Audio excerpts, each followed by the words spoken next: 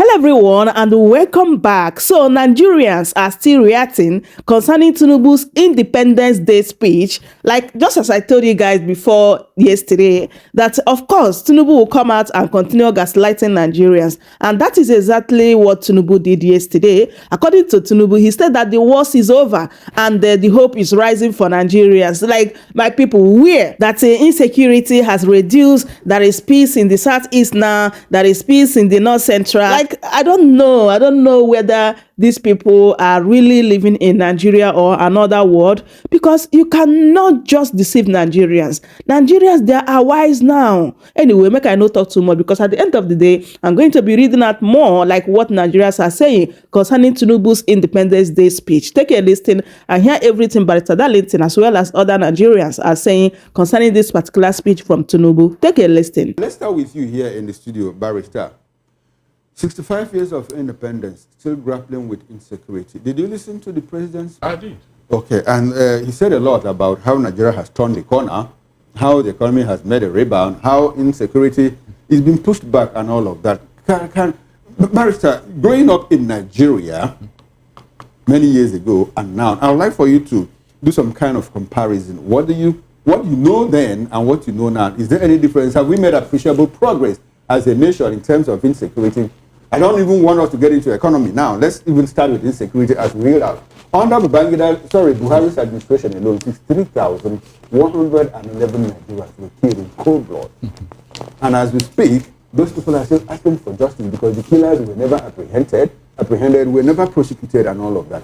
Barrister, what's your broad reaction to it? All It is a sad commentary that we have come to this sorry state at 65. Yet, the leadership have not recognized the impact of this problem bedeviling us, because they brought it. They brought it. This insecurity, they brought it. So that's why they don't want to address it. It's unfortunate, seriously. How do you make such a speech without dwelling seriously on insecurity? Mr. Okura Moses, do you remember that whenever any president is being sworn in, he swore to protect life and property? That is the major issue they came to do to the people. To protect life and property. If you have failed on this particular major duty, please, what other progress are you talking about? Look at Nigeria. We are now sharing governance with the terrorists. And nobody thinks it is important. So, how can you make progress where there is insecurity? Mention one particular country in the whole wide world where you have ever made progress with insecurity bedeviling you. It can never happen. So all this speech is all about deceit, because it is not possible for Nigeria to make progress with this insecurity. It's not possible. It can never happen. Except the president addressing this insecurity, he's wasting his time. Next year, he will still do another speech. But you will not tell Nigerians why the government is sharing power with terrorists. I mean, sharing power. They now decide what to do and what not to do. They tell Nigerian government what they want and they will comply. They give you their names. You can't even pronounce it. President Tinubu was quick to mention IPOB and ESN in the Southeast. But this other people did not. He didn't call their names out. He had never, since he came into office, these Fulani herdsmen that are terrorizing farmers, he had never called out their name. One day. Can you compare IPOB and what they are fighting for and what the people are doing to us? Can you compare it? So when you have not identified the problem, how can you solve it? How can you solve it? Every year, the same rhetorics. The same rhetorics. You want to. What have you done exactly that you can go to market and say, yes, this thing, we can see it. You remove fuel subsidy. Where is the result? Are you not still borrowing money? So what is this thing that every time they will write speeches to deceive Nigerians? You brought a net fund and the universities increased their school fees. So the gain of the net fund was taken away. You give me by the right hand and you collect it with the left hand. So what exactly that you and I can take to the bank and say, yes, this thing is working? Okay. Moses, are you aware that the tax that is coming, they said whether you are doing illegal or illegal business, you pay tax. Did you hear that? Whether you are doing illegal or legal business, you will pay tax on it. So prostitute, over to you. What are you doing? You are asking our children to enter into that business. Can you just imagine a government that want to move forward? The kind of thing that is coming from their mouth because you want to tax everybody. Nothing to hold on to. The president spoke about taxes. He said it's not to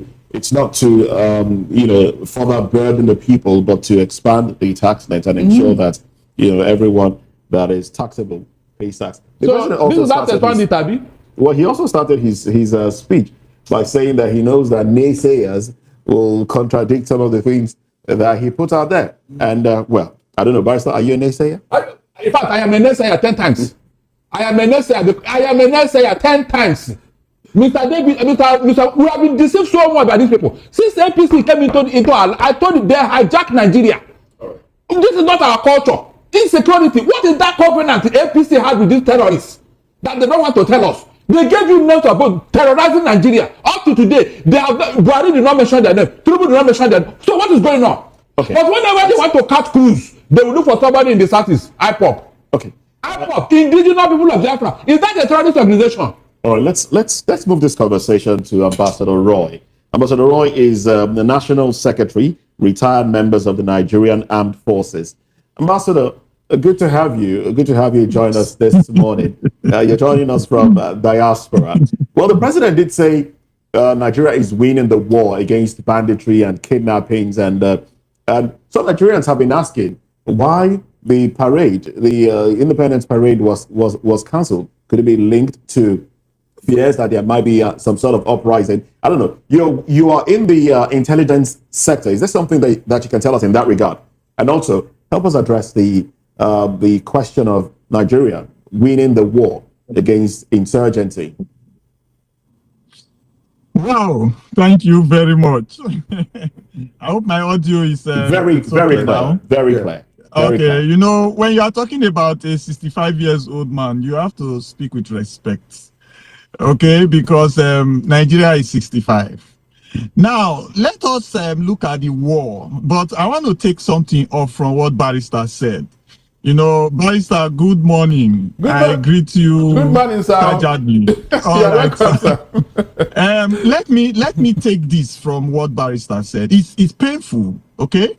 But I want to highlight two things from there before I answer the war in security and the yardsticks. Now, if we look at the IPOB and the East and the difference in the analysis put forward by different government officials against terrorism and the activities of IPOB, I would like to let Nigerians know that we have people from the East in key positions in governance today.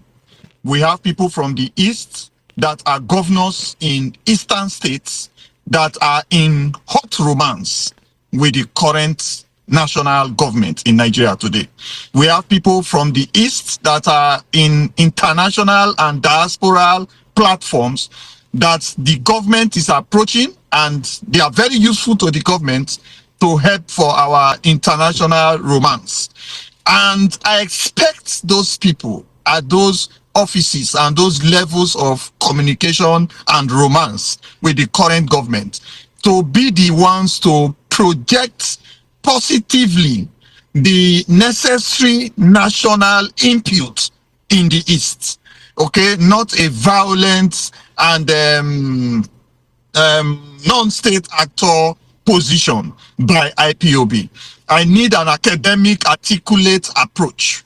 Now, let's look at the APC too.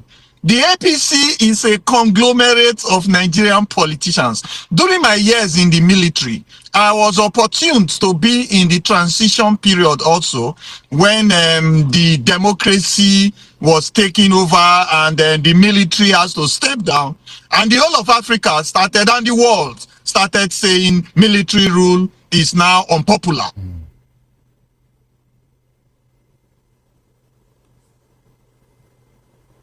Well, we seem to have a network glitch there. I do hope that that can be rectified in time, so we can continue to take the intervention of Ambassador Roy, as the network just cut us off. But we'll get back to Ambassador Roy, and we hope that all of that will be fixed and we can take his intervention on the program. Barrister. Yes. In talking about some of the achievements of this administration, the president talked about some things that have been put in place, NEL Fund, and a few other things. And he also said, look, it's in the hands of Nigerians now to, basically take advantage of these things. Why do you think Nigerians are not taking up?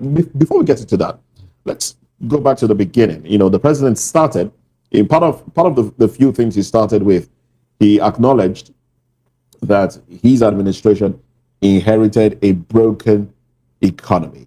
And he said, look, we've come a long way. And in the past 3 years, a lot has changed. Do you disagree?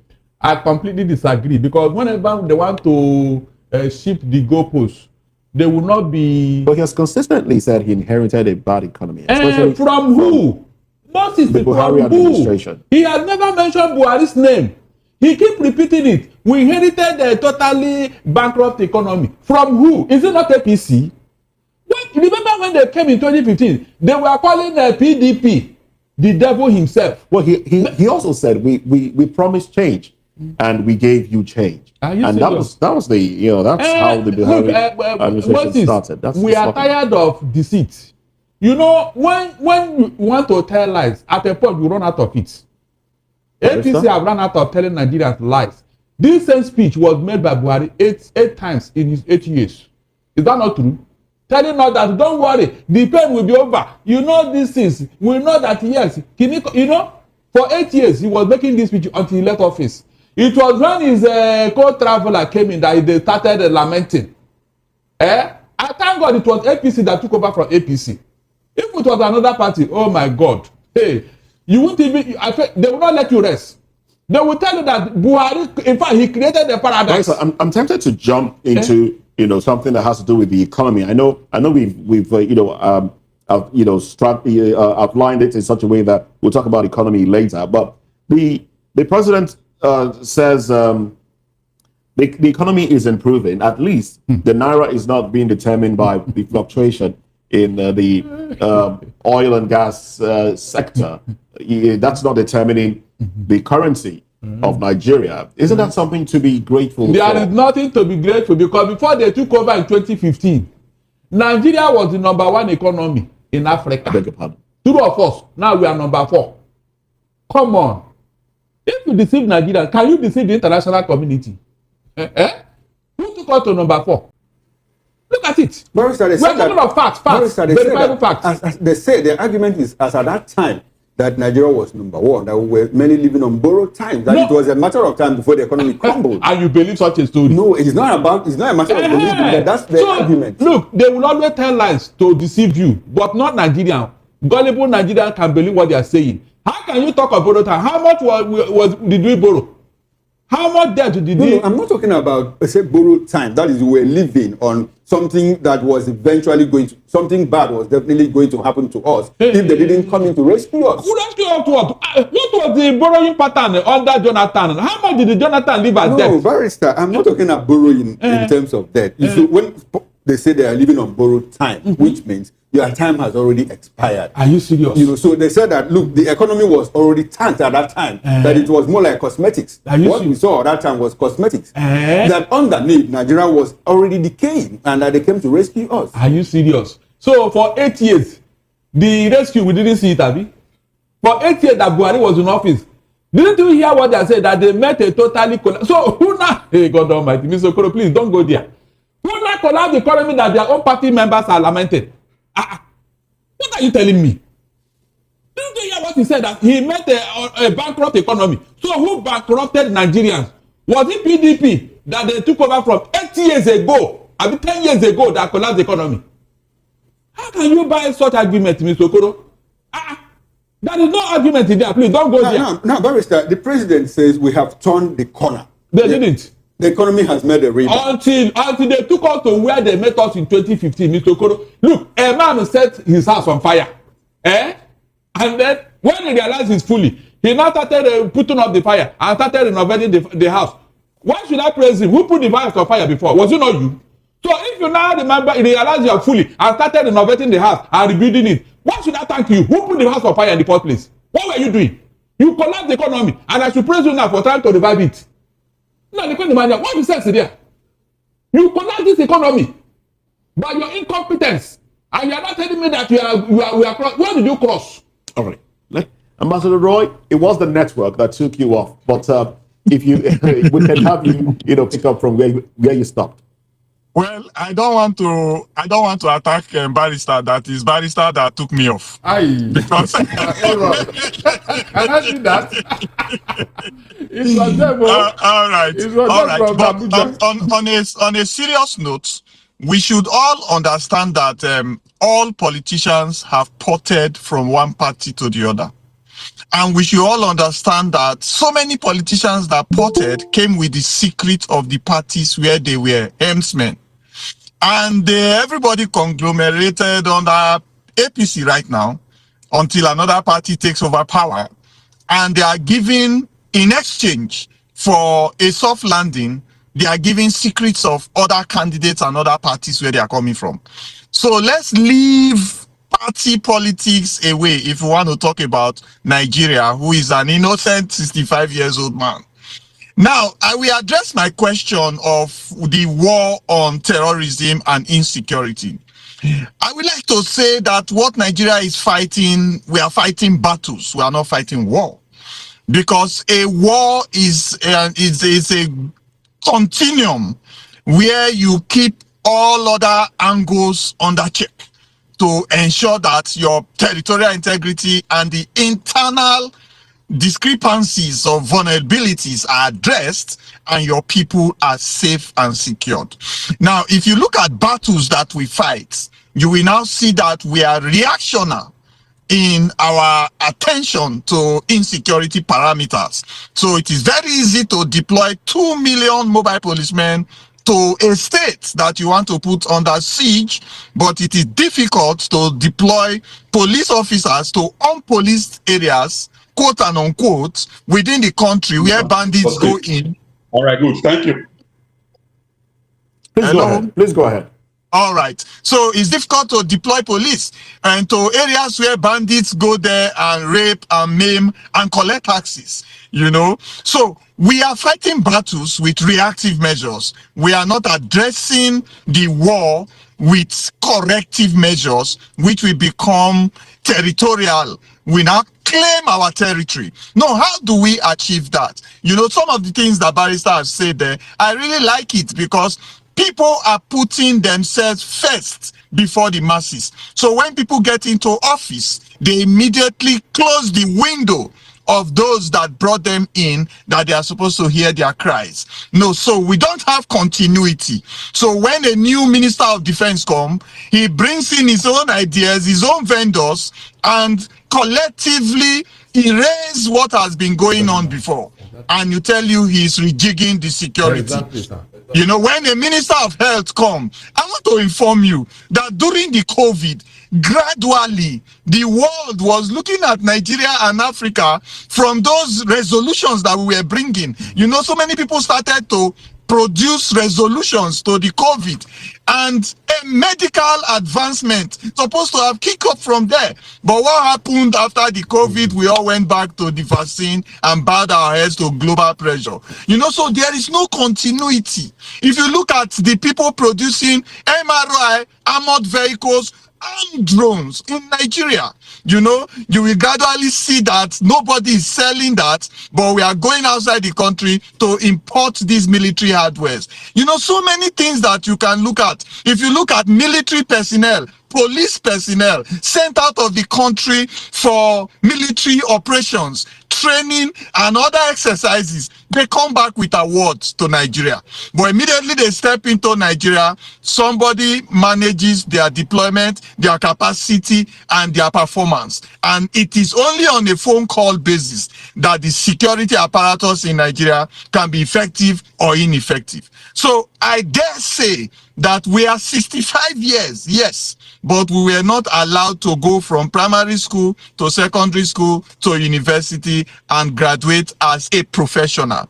Right now, we are truncated at every point when a new set of policy or governance come on board. All right. Good morning, Nigeria. Okay, thank you very much, Comrade Roy. Thank you. We appreciate your presence on this morning show. And we'll ask you to stay with us. We'll come back to you in a moment. Let's come to the studio where we've been joined by Mr. Segun Shopito. He's the chairman of the Accountability, Candor and Transparency Network. Once again, good morning to you, Shehu. Good morning. Okay. Good morning. Now, broadly, you listened to the president's speech this morning, 65th Independence Celebration speech.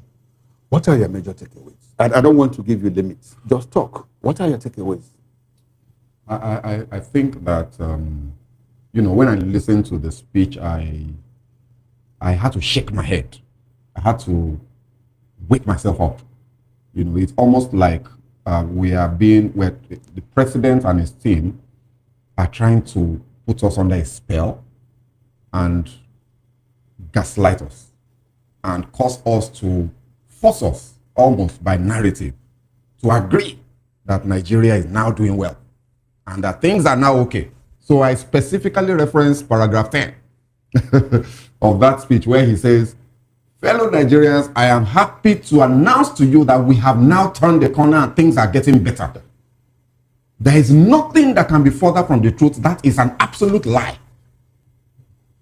And I don't think that it is the job of a sincere leader who is genuinely interested in furthering the cause of his people. If people have selected or elected you and put you into office, or you forced yourself on them, either way, you are the president today. Your job, primary job, is to improve the lives of the people that you have come to lead. Your job is not to tell us how things are. We should tell you how things are. So it is not for the president to tell us that we have turned the corner and things are now getting better. Excuse me, Mr. President, things are not getting better. But do you expect the president to talk about the negative things? No, they are not Of negative. course he would. Moses, those things are not negative. They are realities. Okay. Let's not cast them positive, negative, so that we now say, oh, you have to be positive about Nigeria. There's nothing like that. Those things are psychological programming tools. The reality is that for the average Nigerian today, life is hard. Yes. Life is tough. I like that. And the president cannot tell us that because we have now achieved 4%, 4.23% GDP, we have turned the corner. Or because inflation is coming down to 22%, well, 20%, we have turned the corner. Or that the exchange rate has stabilized at 1,500 in the last 6 months, we have turned the corner. We have to remind ourselves that exchange rate was 197 naira just 3 years ago. And that as at that time, we can calculate the price, the cost of living. There's a cost of living index. Those are realities. I don't think that the president did he did himself credit with that speech. Now, Shehu, staying with you, we talked about hardship, but the president did acknowledge that there is hardship in the land, but that there is optimism for recovery. Like Moses said, and I'm asking too, do we expect Nigerians, do we expect the president to come and say, oh, my administration has not done well, we met inflation at 8%, or my party has not done well, we met inflation at 8% 10 years ago, and we drove it to 22%. Which president ever does that? So, but he acknowledged that there is hardship in the land. And I think at the point he said that we have turned the corner was when he said, look, there are improvements. At least inflation that got up to 34 at one point, it's coming down. Exchange rate that got 2,000 at a point, naira to dollar, is at 1,500 now. Isn't that turning the corner? Look, the conversation about what has happened in the last 3 years, the economic side of things is a completely different conversation, and I'm very, very well versed in that area. And I can tell you that we have turned no corner. What we have done is that we have created chaos, and we fought fires as a result of the chaos we created by ourselves, and then we've managed to put out some of the flames, but the chaos remains, right? So that's a different conversation. But the point I'm making is, yes, I don't expect the president to come and say things are bad. Oh, my fellow Nigerians, things are terrible. No. But the point is that the president must remain, if he's genuine about his intention to lead Nigeria to where we ought to be, then he can't be trying to paint a rosy picture. Nobody, look, if I listened to that speech, I told you I had to shake my head and wake myself up and tell myself, no, this is a lie. I had to remind myself, because as I was listening to it, I was getting sucked in, especially because I am financially intelligent. I'm an economist, I'm a financial professional. So when I'm listening to those numbers, the temptation is to say, wow, we have really done well. So I needed to wake myself up and say, oh God, they're lying to you, wake up. So now the point is, the president must understand that his job is to make lives better, not to post good numbers. He's a politician, so he wants to say these nice things because of the next election. But they're not the truth. There's nothing wrong with the president saying, I understand that this is this, this is this, this is this, painting the reality, and then telling us the concrete steps that they continue to take to make those things better. Look, another example of the gaslighting approach to this speech. The president says we have, this is 65 years of independence. And then he's painting us a picture of 1960 versus 2025, the 65 years. And he lists the number of universities. He says, oh, we had one. Now we have 237 universities, 230 something technical colleges and something colleges of education. Is that progress? Is that how you count progress? Because as at that time, Nigeria's population was about 19 million. Exactly. Today we are 230 million. Exactly. So if you do a institution per capita, Exactly. then you will know first whether you have made progress in terms of number of institutions per citizen. That's one. And standard. But far more critically is that what is the quality of the education and what is the impact it is having on your people that is making them more productive to create a prosperous nation. So you will now look at the HDI indicators. Where were we in 1960 in terms of literacy level? Where were we in 1960 in terms of technical education and the quality of the people, the engineers that we're putting out? And where are we today? Our HDI score is one of the worst in the world. We're just sitting in the middle. They call it mid-table mediocrity. We're just somewhere in the 70 rank, and we have been there for decades. Those are the realities that the president ought to be concerning himself with and telling us programs that will shift the needle significantly in those areas, because those are the realities. You talk about the rail lines that we are putting in place. You talk about the roads that you are putting in place, the Lagos Calabar, misplaced priority, Sokoto to Badagry to Sokoto. What about the roads that people are traveling from Lagos? There are so many horrible roads where people are losing man hours all over the country, especially in the southeast and the south of Nigeria. So those things. So sorry, Moses. So those things are things that the president needs to focus on. Tell us how many kilometers, for example, of rail line we had when he came on board. It's been 3 years. How many kilometers do we have now? That he has added in that time. That's how to measure progress. So, Mr. President, thank you. You did a good job. You almost got me, but I woke up. All right. Okay. Well, let's go back to Ambassador Roy. Barrister, we'll come back. We'll come back to you. Okay, Let's go back to Ambassador Roy, as he would. I'd like to focus on the issue of security with you, Ambassador Roy, because I know that's your forte. Let's look at a few things that the president said. I'm just going to summarize a few things that he said. He said, look, the military successes against Boko Haram, IPOB, ESN, banditry, and kidnappers. Nigeria has military successes. He says peace has reportedly been restored in parts of the northwest and northeast, with displaced persons returning home. Okay. He praised security agencies for their sacrifices. Ambassador Roy. Okay. I'm sure my son, who is 18, will disagree. Now, because the youths of Nigeria today, so many of them have gotten the opportunity to interrogate all the successes that are being claimed by the country leadership. Now, if you look at returning home, let's talk about how to displace a community. One of the ways to displace a community is to distort their economic activities, where hunters cannot go and hunt, farmers cannot go to farm, fishermen cannot go to fish. Those are community lines. Then those that are in transportation, like moving people from point A to point B, either by keke napep, by scooter, by taxi, by bus, whatever means, economic activity by transportation. Now, when you are able to ground all of that, then people's rights are being trampled upon. How? They now begin to pay taxes to bandits and terrorist group. They now begin to pay kidnap ransoms, and you will now see a government saying, we want to take over the insecurity of that place and return sanity. Let me tell you something. There is something we call community policing and government policing. You must marry the two. Now, if you remove government policing, that means the police stations, the area command, the DPOs from all the other stations, substations have been collapsed. That means police patrolling, police armed intervention has been collapsed. Then you will now bring in the military. Then the military is coming there to dispel the insurgency and replace it with policing. If policing have not been replaced, then you have not done the first leg. Then after replacing it with policing, then you will recover the economic activities of the people.